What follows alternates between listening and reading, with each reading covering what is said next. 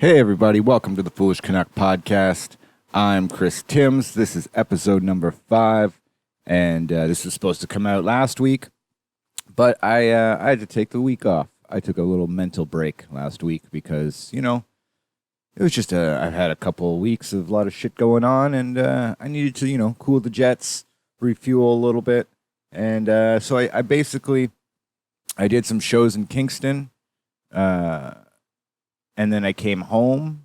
I worked on the Sunday, and then the Monday, Tuesday, Wednesday I had off, and I did nothing, absolutely nothing. I was like as productive as fuck. Or maybe not fuck, but you know what I'm trying to say. I did nothing. I played a lot of video games. That's what I did. I got NHL 20, and I just played that for pretty much 3 days straight. I didn't think about anything. I didn't think about work, comedy, and I felt great. It was much needed. Sometimes you just need to do that. Sometimes you need to unplug, take a step back, and say, whoa, a little too much all at once. So here we are. We're back, and we're feeling good. We're feeling re-energized, and we're ready to press on forward. NHL 20, by the way, very fun game. I'm going to do a review video, I think, tomorrow, and post that on YouTube about the game and my thoughts. And I got to tell you, I'm impressed. There are some things I think they could improve on, things that I've been hoping they would add for like fucking years now, which they haven't. But all these things I'll talk about in this video that I'm going to do. It'll probably be like the first review video that I do. Well, it won't probably be the first review video. It will be the first review video that I do. So yeah, there's that. I'm working on quitting smoking. So that's something that, last week was bothering me. I haven't been successful. I'm still smoking. In fact, I'm having a cigarette right now as I speak to you fine folks. And I'm saying again. So I got to work on that. Still working on that. But, it happens. Ums are like thought pauses, I guess. But yeah, trying to quit smoking, and shit, it's not easy, and I got a temper, so that makes it even more difficult. So when I, try not to smoke or I cut back, then I start losing it for no reason on individuals, and I don't want to supplement my cigarette smoking for something else. So I'm trying to do it, what do they call it? With no fucking aid. I'm just going to kick it. Cold turkey. That's it. That's the word I was looking for. I don't know why cold turkeys have anything to do with, quitting an addiction just outright, but that's what I'm going to do. I'm going to cold turkey this fucking smoking thing, but we're not there yet. It's another video project. I'm not sure if I mentioned this in a previous podcast, but it's another little video project that I want to try. Well, I do like this not so anonymous smoker, and every day I'll make a video about my journey into trying to not smoke, and hopefully that'll motivate me to not smoke. And if we can make it 90 days without smoking a cigarette, or at least 90 days of progressively cutting back on cigarettes, that would be great. And then make it 90 days without smoking a cigarette, and then I think it'll be good. The problem is I enjoy smoking. Like, I enjoy the act, the ritual of it. I also smoke pot. I don't have any intention on quitting smoking pot, so it's a difficult situation, folks. That's all I'm trying to say, and I hope I don't murder anybody in the process. That being said, addictions, they're a fucking weird thing. I know I have several that some are good. Like, I played video games 3 fucking days straight. I've been putting off playing. That fucking, like, I bought it in advance. Like, I pre-ordered it, and then you got to play the game, like, however many days early. But because I was on the road, I was doing all these shows, plus working in the morning, I decided that, it'd probably be in my best interest not to play this game until I have some time, because I know I would start playing it, I'm like, and then fucking, 8 hours go by, and you're like, Jesus Christ, what the fuck have I done with my life? I've just been playing this fucking game. So maybe I just have like an addictive personality, but there are certain things that, like, Like I used to drink a lot. I was bad with the alcohol, and that I was able to just kind of stop. I still drink, but I don't nearly like. I know how to cut myself off now. Mainly, it's like I didn't like the way I felt the next day. I hangovers fucking suck. And then I was doing stupid shit when I was drunk. So at the end of the day, it was in my best interest to quit drinking or like cut back significantly. And I noticed a lot of like immediate positive effects, you know, like sleeping well, waking up and not throwing up periodically throughout the day, not, you know, getting drunk and then posting weird messages on Facebook or sending people weird messages or causing ruckus or starting fights or whatever the case. It was tangible and it was evident like right away. Where with like quitting smoking, it's difficult because you try to quit smoking and everyone's like, oh, you're going to feel great. Food's going to taste better. You're going to be able to run a mile and you'll be able to do all these fucking things.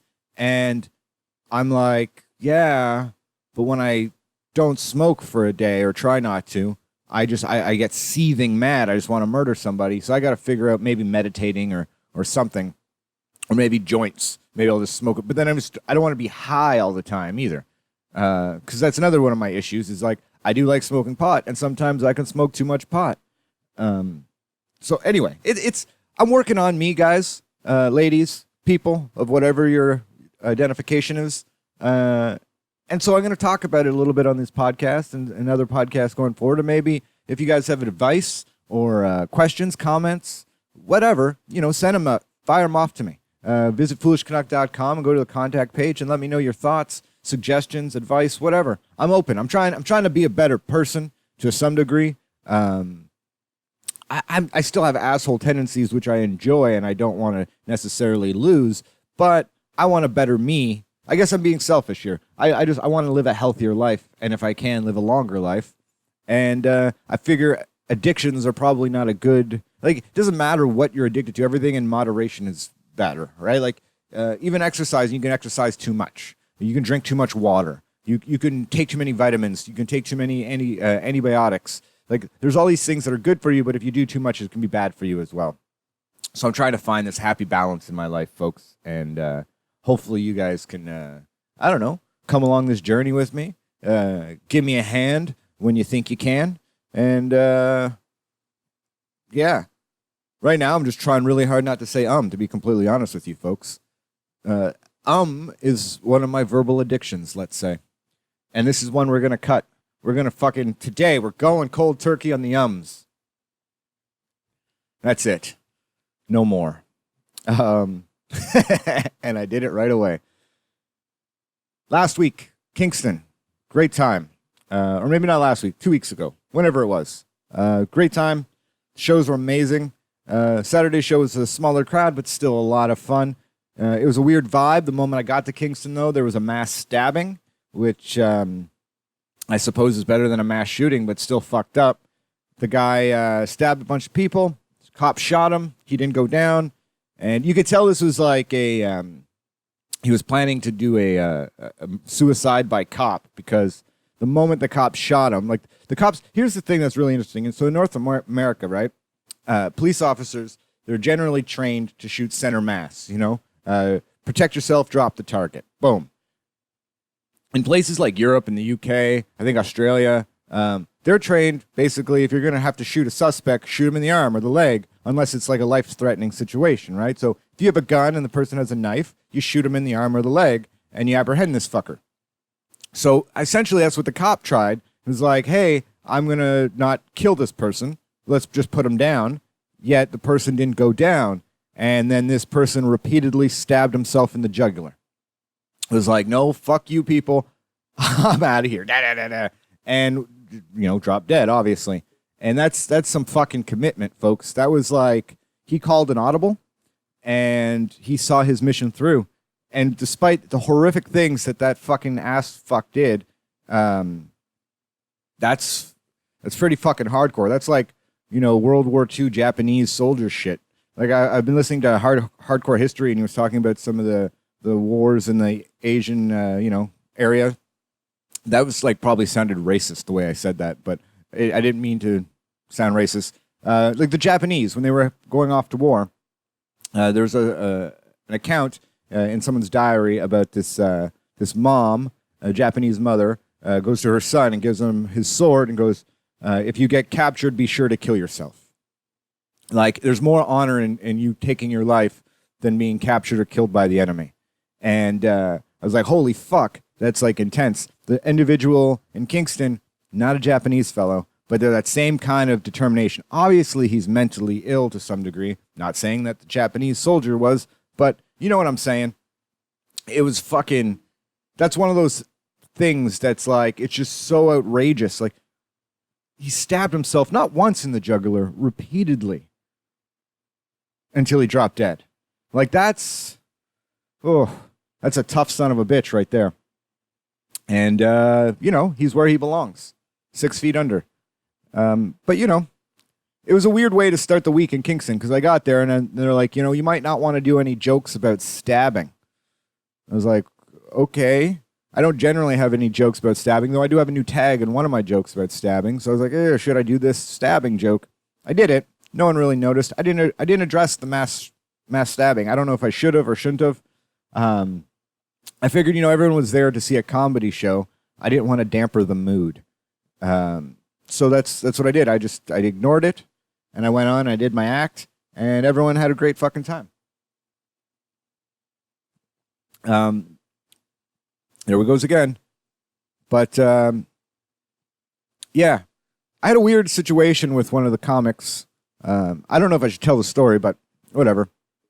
Very nice guy. I'm going to say that. Very nice guy, very funny. Though socially awkward as fuck. I got to the condo, and I go out on the front porch to have a joint after the first show, late at night. And Buddy's sitting on the deck, and I was like, hey, man. And he just kind of looked up from his phone and laptop, looked at me. And that was it. He looked back down, and I was like, oh, we got to share this place and do a show together for the next, 3 nights. I thought maybe we can converse, but I guess not. Excuse me.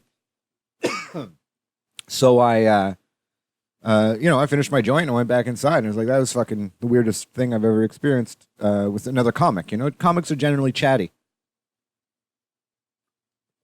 So the next day, I wake up, I go out, I run some errands and pick up some lunch, and I come back to the condo, and I'm sitting at the dining room table, and he comes out, and he's like, hey, man, I just want to, apologize for being, a little socially awkward or whatever there yesterday. I got some stuff going on in my head. I was like, yeah, no problem, man. I was half awake. I worked in the morning and then had to come all the way out here to do the show. All good. I understand. And then he went and made food and came back to the dining room table. Now, this is a giant dining room table. It seats, I think, like 8 or 9 people, 10. And he chooses to sit directly across from me and proceeds to not say a word. I asked him questions. I'm like, hey, man, so what do you think about it? And he's like, yep. And then he goes back down to, doing his own thing. And I was like, oh, no, he's just a socially awkward person. Like, that's, like, I don't know why he apologized and then proceeded to be as socially awkward as fuck. So it was weird. It was a weird little, so, I just kept to myself, did my own thing, and the other comics kept to themselves and did their own thing. And it was, it was one of the weirder condo experiences I've had since doing comedy, to be honest.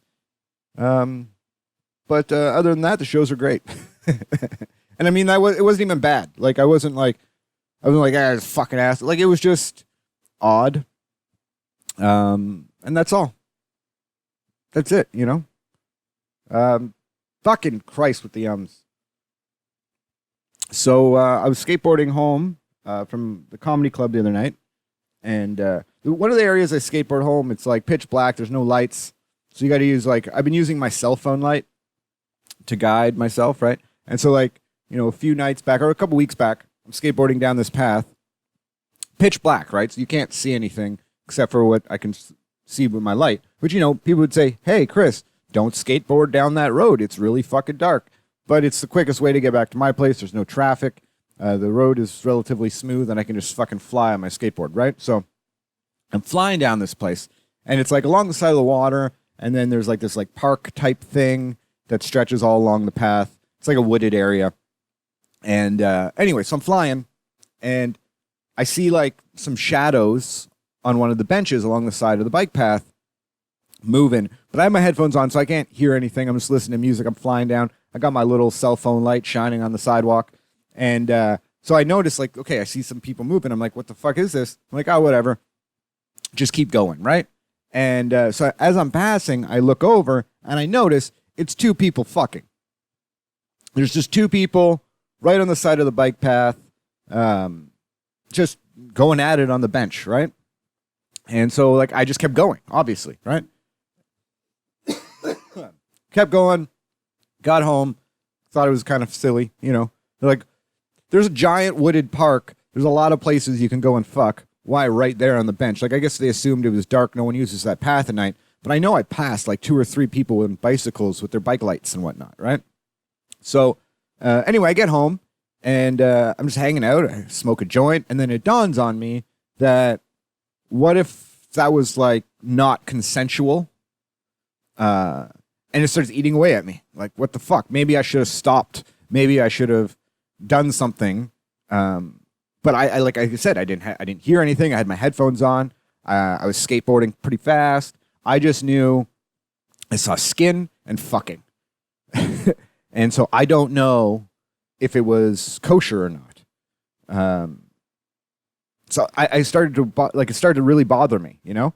I was debating, like, fuck, should I, like, call someone? Should I do something? Like, I don't know, like, what do you do in that situation, right? Anyway, I caught it, like, I enjoy fornicating in places that you probably shouldn't fornicate, you know? I enjoy that. I understand. I personally wouldn't choose the bench on the side of the bike path. I would maybe find, like, behind a tree or some bushes or something, you know? Be a little discreet about it if you're in public. But I'm not a prude to be like, oh, that there must be something nefarious going on, you know? So I kind of chalk it up to, oh, it's probably just two people having fun in the dark. Nothing to worry about. And so that's kind of where I left it. And then a few days gone by, and I bring it up with someone, and they're like, oh, fuck, you should have stopped. You should have said something. I'm like, really? Like, who am I? And they're like, well, what if someone was getting raped, and you stopping them would have been, you know, the thing that, you know, saved their life or whatever. And now I start feeling like a bigger piece of shit. Like, fuck, I should have done something. I've done stuff in the past when I've seen injustices, but I knew for a fact it was an injustice, and so I stepped in. It was like years ago. I lived in one part of town, worked in another. It was about an hour and a bit walk, but I would do it every night through the downtown of Ottawa. And one night I was walking home, and actually, you know what? Now I think of it, there's two situations. Well, one night I'm walking home, and there's this younger kid, and he's getting the shit kicked out of him by like 2 other guys, like much bigger guys. And people are literally just walking by. No one's stopping to help the kid. Nothing, right? And so I'm not the biggest guy in the world. I'm scrappy, but I'm not like a trained fighter. But I still knew, like, this is fucked up. We shouldn't allow this to continue. So I stepped in. And I grabbed one of the guys. I was like, hey, man, what the fuck? They tried to explain to me some reason that didn't make sense as to why they were kicking his ass. And so I asked the kid, I'm like, hey, kid, do you want me to help you? You want me to call the police? What do you want me to do? And he was like, help me, obviously, right? And so I pushed the guys away, and I grabbed the kid, and I started trying to take the kid. But as I'm picking the kid off the ground, one of the guys comes over and kicks the kid right in the fucking face, breaks his teeth. So now I grab that guy, and I push that guy back against the wall, and I grab the kid. We rush across the sidewalk, across the street to the other sidewalk. And then they come running over. They slam the kid's head against the wall. They grab me. I push them back again. So all this kerfuffling. I get the kid inside the corner store, close the door of the corner store, and I stand in front of the corner store, and I was basically told the store guy, I'm like, call the cops. And then I told the guys, okay, well, we're going to have to fight here if you want to get into this store to beat up this kid any further. And they fucked off. And then like 5 minutes later or so, police show up in an ambulance, and they take the kid away. They take my statement. Basically, they were like, I don't know if we're going to ever find these guys. And that was kind of the end of it. But I knew, hey, at least this kid's going to live, right? I did what I could in that moment. There's another moment, a little fucked up moment. Well, not as fucked up, but I was walking home, same route, same job situation. And I saw some woman getting harassed by these 2 guys. So I stepped in. I was like, hey, and I pretended to be this woman's friend. The guy's fucked off. Then the woman informs me that she was a prostitute, and that thank you, because these guys were like being aggressive with her, and that, you know, did I want her services? Didn't even offer me a fucking discount. I saved her ass, and I wasn't even getting a fucking discount. Also, she wasn't the most attractive lady of the night that I've ever seen in my life. But anyway, I let her go on her business, and I went on my business. But I felt like I had no problem stepping in when I saw another human in need. So why didn't I step in when I was skateboarding by? Because I didn't know that they were in need. But maybe they were. I don't know, right? So now we get to the other night. I'm skateboarding down that same fucking path. And sure enough, not the same bench, but near the same area, people are fucking again. But this time, so I've been taking this path a lot, and so I've evolved a little bit, and now I got like a headlamp that I wear in my baseball cap when I'm skateboarding down there. I'm like a skateboarding minor. Like not a child, but, you know, like a minor. And so anyway, I'm flying down there, and a little further down from the bench, on the grass, I see people fucking again. Like, I guess this is just a place people go and fuck. It's not far from the university, but still, I recall what happened last time and how I felt. So I'm like, this time, I'm going to stop, and I'm going to see if these fucking people are okay. Like, let's make sure there isn't a rape going on my watch. And so I stopped, and they were not happy that I stopped. They were not happy that I interrupted their coitus. Actually, they were quite pissed off at me. And I was like, fuck you. Like, so I stopped. I'm like, hey, is everything okay here? And they're like, hey, fuck off. Both of them, the man and the woman, told me to fuck off. And I was like, hey, I'm just making sure everything's consensual. And they're like, fuck off. And I was like, okay, well, you guys have a lovely evening. And they're like, shut the fuck up. Get the fuck out of here. And so I left. And I was like, all right, fuck you people. And that was pretty much the end of it. But, you know, I guess I could sleep a little bit better at night knowing that someone wasn't getting, you know, fucked up in the bushes or whatever. But still, I'm like, you're fucking in a park. You are breaking the law. I'm making sure people are okay. I don't care that you're fucking. You can continue fucking. Just let me know that, hey, this is consensual, and there I go. I guess fuck off informed me of that, but you don't have to be a fucking dick about it, right? Like, women want allies. I'm trying to, you know, help y'all out. Don't be like pressed against the grass and go fuck off when I'm making sure you're, you know, being taken care of. Like, you know, making sure he's a gentleman. Anyway, so I'm not stopping anymore. If I see any more people fucking, I'm sorry, they're on their own. Unless, so what? Actually, you know what? Here's my new plan. Is I'm not gonna stop necessarily, but I'm going to take off my headphones if I see it, and I'm gonna slow down as slow as I can go, and just kind of like very casually coast by and listen. And if I hear like two positive sounds, then I'll continue on my fucking way. If I only hear male grunting, I will stop. If I hear please help me stop, I will fucking stop. But if it sounds like two people are having pleasure, I shall let them fuck on. That is my new philosophy.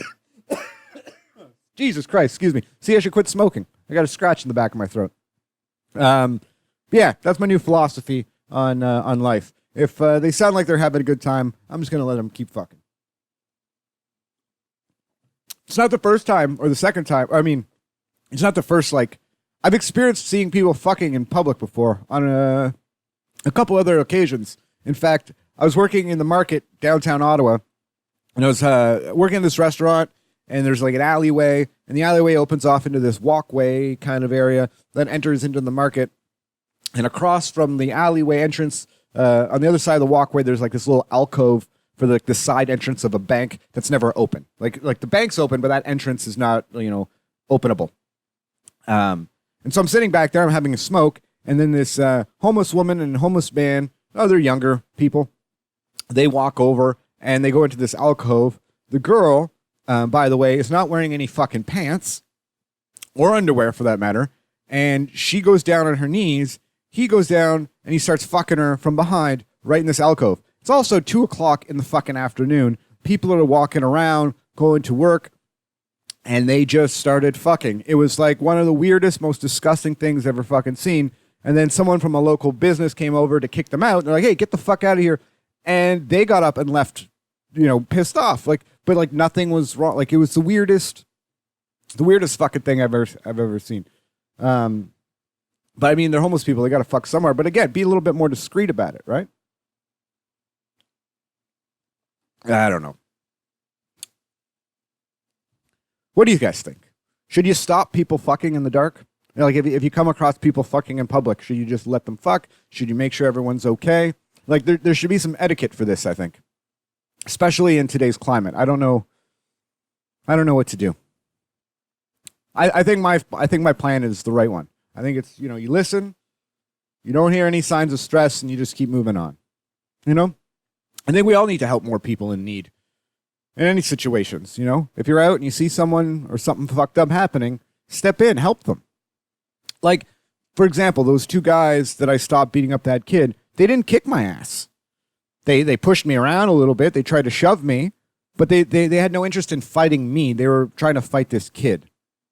And more often than not, that's the situation you're going to find yourself in, where the people aren't looking to harm you. They're looking to harm this individual. And there's also strength in numbers. If you partner up with someone, help someone out, and just make it safer to be out on the streets, right? Like, if more people know that, like, hey, if I fuck with this person, you know, 8 strangers are going to jump in, because that's just, you know, how society thinks, then we're all going to have safer streets. It's going to make the job for the police a lot easier. It's going to make everyone feel safer.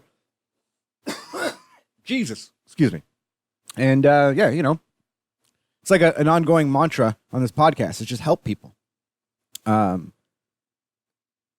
know, within reason, but, like, you know, do what you can. Like, I'm not saying if someone's, like, stabbing, like, if there's a mass stabbing, I'm not necessarily saying going to go and tackle the guy, but if, like, you know, 5 people did, you know, but then, you know, 5 people would probably get stabbed. I don't know what this, I don't know. I don't know what the right answer is. Help people out. That's all. You know, someone falls down, pick them up. Someone's getting hurt, call the police. Yell at the people doing the hurting. Do something. You know, cause a scene. You know, be a better person. I think I'm running out of steam here. What else should I talk about before we're at 27 minutes? We got elections coming up in Canada and the United States. And I'm going to do a whole podcast, I think, about it. So maybe I won't talk too much about it here. Well, the U.S., they have, like, they're just trying to figure out who's going to run against Trump right now. Like, they still have a year to go. It's fucking disgusting. We just started an election a few weeks ago, and it's going to be done in a couple weeks. Like, that's beautiful. I like how we do this. It's very quick, easy, and efficient. Blackface photos are unfortunate. So are our candidates. And to be completely honest and frank with you, they're all unfortunate. There's no one overly inspiring or genuinely inspiring. There's too many idealists. And anyway, I'm going to get into this in another episode, probably next week's episode. I want to hash out some more of their platforms and stuff, and we'll go over everything. And I'll give you my thoughts on the candidates and the election as a whole. Also, we'll touch in on the U.S. election a little bit as well. I'm loving this Andrew Yang guy. If you don't know who he is, I definitely recommend YouTubing him. Watch some of his videos. He's not a politician, but and everyone's like, oh, well, Trump wasn't a politician. Look at this. He's a little different. He's a tech guy, and he has some really cool ideas. I think there's a lot to gain from the stuff that he's talking about. So if you're into politics and that kind of stuff, I recommend checking out Andrew Yang. I drunkenly sent him an email a couple weeks ago because I guess I'm entitled. But, you know, I saw him do a speech, and I had some thoughts, and I was like, hey, you know what? This guy wants some Canadian comedian to send him an email and tell him how he should run his presidential campaign. Because I'm a fucking idiot. Well, whatever. I sent him an email. They didn't reply back. I didn't expect them to. But I feel like I gave them some sound advice. You know, just getting a little robotic, saying the same thing the same way over and over and over again. And you lose passion. Like when it comes across, because you say the same thing, it comes across as robotic and not... You lose that passion. I have that problem with doing the same jokes over and over again. I always have to find a different way of getting into them, so I keep that passion, you know, where it seems spontaneous, right? The best speeches and the best jokes seem like we all know that they're written and rehearsed, but off the cuff, like I don't know, like I had it and then I lost the word I was looking for, folks. Oh well, it just you look better. That's all I'm trying to say. Anyway, I sent him a fucking email. I was drunk. Hopefully, he uses my advice, or whoever checks his email takes my advice and passes off it as their own. That's also cool. I'm okay with that. But yeah, I thought it was kind of funny. I had a good laugh the next day where I was like, who the fuck am I to think that my opinion matters to that motherfucker? Anyway, I don't know if he's a mother. Well, I guess he fucks his wife and his wife's a mother, so he is a motherfucker. I'm getting off topic here. We're all over the place. We're at half an hour. I think this might be good for this week. I was going to talk a little bit about the new light rail and the OC Transpo here in Ottawa, which can go fuck itself.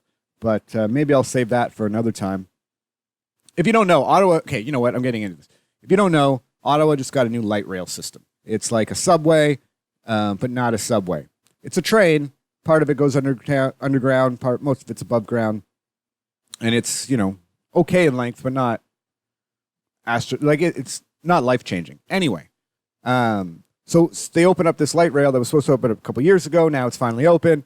And now they're changing all the bus routes. And they've raised the price. And now... in order, for me to get from where I live to my work, I would take, it would take 2 to 3 buses, right? But it was pretty efficient, where it would take me about 30 to 40 minutes to get home or to work if, I caught all the buses in the right succession. Now, though, they want to funnel me all the way down to this new light rail, which is way out of the way from my work. So I'd take one light rail stop to a mall that I would then have to go and catch another bus to then get to my work. It is a complete fucking mess. And the fact that they raise the prices, what you have to understand about OC Transpo is the buses sometimes just don't fucking come. You'll be waiting and you're like, okay, the bus is supposed to be here in 5 minutes. You'll call the thing and I'm like, the bus will be there in 5 minutes. And then 5 minutes will come by and there'll be no bus. Or worse, a bus will come and it'll say out of order. And you're like, hey, that's weird. This is at the exact same fucking time you're supposed to fucking be here and you're out of order. Shenanigans. I fucking smell shenanigans. Anyway, I fucking hate the OC Transpo, but I also love it when it's efficient. When it's working great, I like the public transit because it's a lot faster than driving places. If it's working efficiently. But just no buses coming is and they're like, oh, well, that's why we cut down all the buses now that the new light rail is and everything's going to be more efficient. No! You fucking keep the fucking bus routes the way they were, introduce new light rail, and then in a year, alter things. In a year, turn things around and go, okay, where do we need to less routes or more routes, and how can we... Then that's what you do. You cancel the buses that go along the exact route that the fucking light rail does, and that is fucking it. Don't fuck with anything else, but you're fucking with everything else. You fuck with it every fucking year since you've announced this fucking light rail. And so every fucking year you got to learn a new fucking route to get places. So I got my apartment in a place where I'm like, oh, hey, it's a little further from my work, but the buses are efficient. And then, 6 months later, they changed the fucking routes. Now it's less efficient. Then they changed the fucking routes again. And where I live to get to my work is no longer fucking efficient. It doesn't make any fucking sense to do this fucking... Anyway, I'm getting angry. I apologize. It's something I got to work on. Anyway, I'm just hoping that they fucking... I don't know, get their shit together or figure this stuff out because I'm trying to avoid the light rail like the plague because I enjoyed my bus route. And they fucking... There's no equivalent option anymore. Anyway. That's my first world problem, I guess. Fucking transit. Hey, Chris, why don't you just get a car? Fuck you. And I'm sick of people telling me to get a car. You know how expensive it is to get a fucking car? I'll rent a car if I need a car or get someone to fucking drive me. I'm not buying a fucking car. Sorry. Not now, anyway. I don't have the money. My fucking... Anyway. I'm just going to go on a tangent and then probably say shit I shouldn't say. So, anyway, that's the podcast for this week, folks. Or this Monday. We'll be back on Thursday with an In the News, Katie. If you like the podcast and you want to support, go to foolishcanuck.com, go to the bottom of the page, click the support link, and there's all kinds of information on how you can do just that. If you want to advertise on the podcast, you can do that. Visit the website, let us know on the contact page, and we'll read your ads. For example, if